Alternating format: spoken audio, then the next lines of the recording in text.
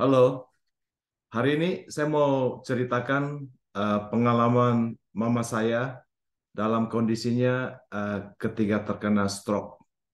Jadi seperti kalian tahu bahwa Mam dan saya ada di SA pada tanggal 16 Agustus 2022. But unfortunately setelah di SA beliau tidak kontrol gula darahnya dan darah tinggi. Memang saya ada belikan obat-obat yang harus diminum untuk darah tinggi dan diabetes, tapi mama saya bilang begini, saya tidak mau minum terlalu banyak obat, tidak baik katanya. Jadi kalau saya rasa gula darah tinggi saya naik, baru saya minum, atau saya rasa saya punya gula darah naik, baru saya minum.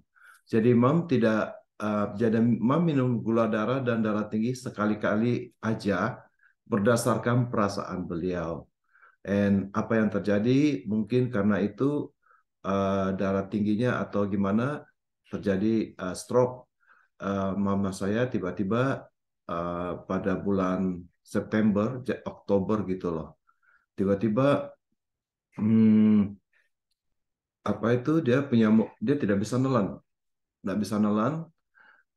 Kemudian kata-katanya agak pelo dan dibawa ke rumah sakit.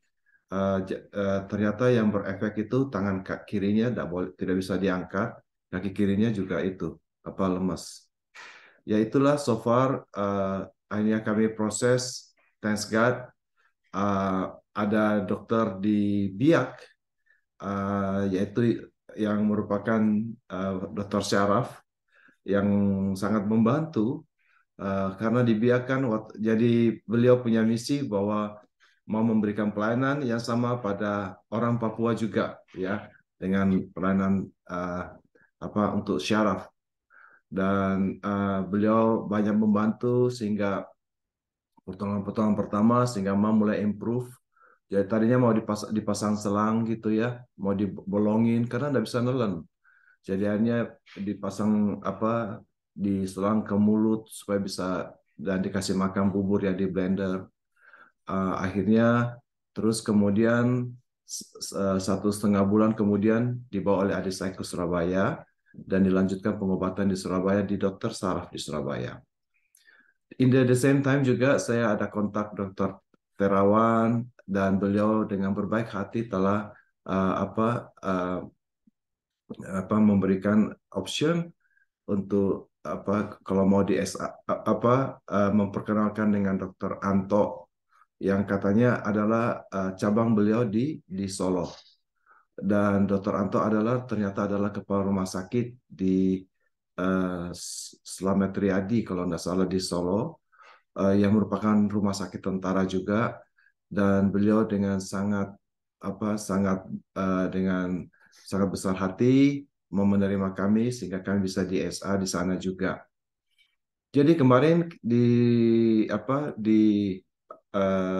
waktu bahwa akan di SA tanggal 14 sampai 15 Desember.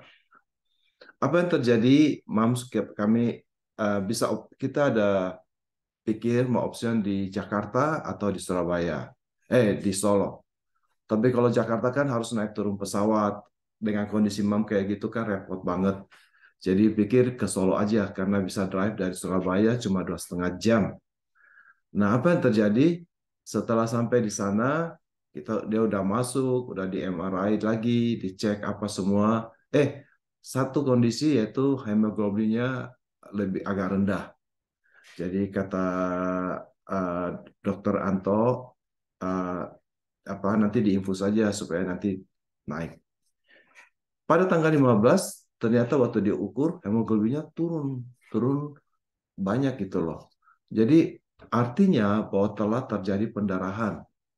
Nah, Dokter Anto bilang dan Dokter Terawan bilang sebaiknya jangan di DSA karena DSA-nya hemoglobinnya turun gitu. Sebaiknya ditreat dulu, cari penyebabnya. Ini ada pendarahan di mana? Dicurigai bahwa ada pendarahan di lambung beliau. Jadi sambil di situ kebetulan ipar saya yang membawa mam saya, ipar saya Stanley, dia cerita-cerita dengan orang-orang situ. ternyata banyak dari Surabaya juga, banyak yang datang dari Surabaya. um, dan dari mereka lah ada pendeta Yohanes apa gitu memberikan info. Oh, kami sebelum ke DSA ini kami ke Dr. Yudi di Magelang. Hah? Ada apa itu? Siapa itu Dr. Yudi? Nah, ternyata Dr. Yudi ini pernah diceritakan oleh Pak Dahlan di tentang di artikel beliau tentang Dr. Yudi ini yang menggunakan protein dari embrio itu apa Bible core yang dikembangkan. Jadi bukan stem cell tapi proteinnya dan diinjecting ke tubuh orang. Menurut Yohanes ini beberapa orang itu apa banyak improvement gitu. Jadi eh, saudara saya ini Stanley bilang, Buce gimana kalau bawa mam ke sana? Dia bilang, kau coba tanyakan Dokter Terawan dulu gimana. Jadi saya tanyakan Dokter Terawan, beliau bilang, ya tidak apa-apa Mas, tapi sebaiknya tunggu dulu sebulan sebelum DSA. Jadi kalau ada mungkin ada side effect atau apa dari treatment itu, tidak dikonfuskan dengan side effect daripada DSA gitu loh. Atau apakah mungkin setelah treatment itu ada terjadi apa pertumbuhan baru atau apa yang tentu merubah peta daripada stoknya gitu. Singkat cerita kemarin saudara ipar saya tuh bawa mam ke Dokter Yudi, Dokter Yudi. Jadi rupanya itu katanya beliau dari ceritanya dokter apa dari Pak Dahlan bahwa di kamarnya itu ada kulkas, ada botol yang warnanya agak ini dan itu adalah protein yang ini dan cukup disuntikan 3 mili katanya ke tubuh. Um, Menurut ipar saya waktu itu, oh orang yang antri banyak banget menunggu untuk disuntik ya. Jadi Mam juga nyoba ya. Jadi katanya kalau habis disuntik akan segar dan ngantuk waktu malamnya ya gitu ya. Singkat cerita Mam kemarin disuntik, kami juga beli 3 ampul. Katanya akan disuntikan lagi 1 minggu dan 2 minggu dan 2 minggu gitu loh.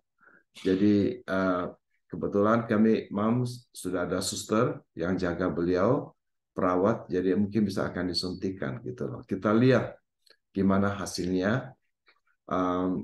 Saya akan berangkat ke Surabaya tanggal tiba tanggal 19 Januari di Surabaya ya untuk Imlek dan melihat Mam juga kalau ada apa-apa gitu.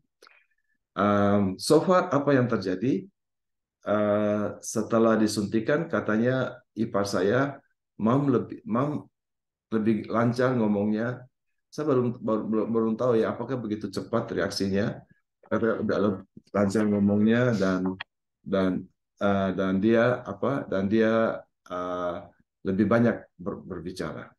Ya itu aja informasi yang bisa saya sampaikan tentang kondisi dan keadaan mam. Thank you.